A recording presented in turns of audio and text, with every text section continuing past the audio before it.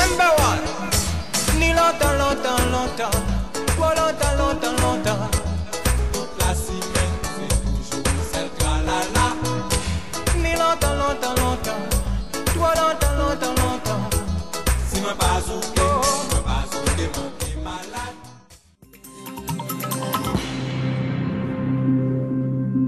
Bonsoir à tous, bienvenue dans cette édition régionale. Voici nos titres. Mais tout d'abord, en bref, cet appel urgent de l'établissement français du sang, un appel pour les donneurs du groupe O et surtout les O négatifs. Le public est invité à se rendre à l'EFS demain entre 8h et 14h et l'après-midi au centre commercial de Destrélan. Les habitants de Gourbert vivent donc au quotidien depuis bientôt 3 mois des problèmes d'alimentation en eau potable. La communauté de communes du Sud Basse-Terre, après de nombreuses expertises, est en mesure aujourd'hui de fournir des explications des difficultés rencontrées sur le réseau de distribution qui serait, d'après les contrôles effectués sur les canalisations, en très mauvais état. Le point avec Thierry Philippe. À la Boucan, à Sainte-Rose, les travaux de sécurisation de l'unique pilier du pont se poursuivent. Depuis un mois, les ouvriers travaillent d'arrache-pied. Des travaux demandés après qu'une étude ait révélé des failles dans le coffrage qui entoure ce pilier. Emmanuel Gombeau et Jean-Marie Mavoundi se sont rendus sur place. L'avenir de l'hôpital à Marie-Galante demeure incertain. 2 services, la chirurgie et la maternité, sont menacés de fermeture. En attendant la décision finale, les syndicats et l'ensemble des intervenants mobilisent leurs forces et leurs espoirs.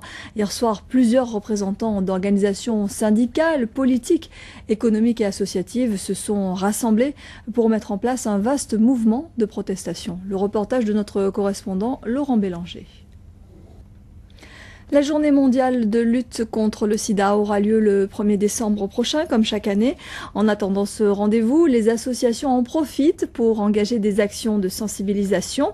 Jusqu'au mois de décembre, un voilier va faire escale en Guadeloupe, en Martinique, pour véhiculer les messages de prévention. Une initiative d'Entraide Guadeloupe et de Caruc Interface. Thierry Philippe.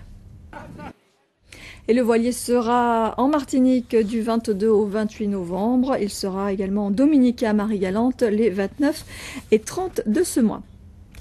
Mais tout d'abord, la fête de la science et ce premier bilan plutôt positif pour la journée porte ouverte à l'IUT de Kourou, au campus universitaire de Saint-Claude. Les visiteurs, essentiellement des lycéens et des collégiens, sont venus nombreux voir de plus près les différents ateliers animés par les étudiants sur le thème de la science dans le génie biologique à l'appui du développement économique. Les précisions de Thierry Philippe. Et les actions à l'attention des scolaires sont nombreuses. Illustration maintenant à la médiathèque du Lamentin où l'archipel des sciences proposait un voyage dans le système solaire. À travers une exposition et des animations, les élèves ont réappris leurs classiques, parfois de façon ludique car c'est aussi tout l'intérêt de cette semaine dédiée à la science. Le reportage de Ludivine Guillolet et Christian Danquin. Faire redécouvrir les saveurs régionales aux écoliers, c'était le pari aujourd'hui des étudiants en licence d'hôtellerie de l'université. Dans le cadre de la semaine du goût, ils ont accueilli des élèves et leur ont proposé des dégustations. Aussi surprenant que cela puisse paraître, certains ne connaissent pas toujours les fruits de nos régions. Le reportage de Sophie Vingada-Salon et Olivier Duflot. Eh bien justement, on y vient au sport et tout d'abord du cyclisme. Le team Europcar est arrivé hier en Guadeloupe. Cette équipe professionnelle qui a porté, souvenez-vous, le maillot jaune durant le Tour de France est venue effectuer un stage d'avant-saison. Pierre Roland, Pierrick Kemeneur, Thomas Vaucler ou encore le Guadeloupéen Johan Gien, pour ne citer que cela, étaient sur les routes de la Grande Terre ce matin. Jérôme Bouécasse et Ronnie Maletti les ont suivis, mais ils n'étaient pas à vélo. Du kayak avec cette compétition dimanche dernier qui a réuni en Ardèche pas moins de 1800 concurrents. Parmi eux, presque noyés dans la masse de ce marathon, le Guadeloupéen Franck Fifis qui termine à une très belle 11e place. Eric Sintas et Mouloud Aïssou étaient sur place. Et on termine en musique avec ce concert solidaire à Paris sur la scène du Bataclan. C'était le week-end dernier. Une vingtaine d'artistes étaient réunis à l'initiative de Claude Issiard, le délégué interministériel à l'égalité des chances des Français d'outre-mer. Leïla Zelouma et François Broge ont assisté à cette soirée.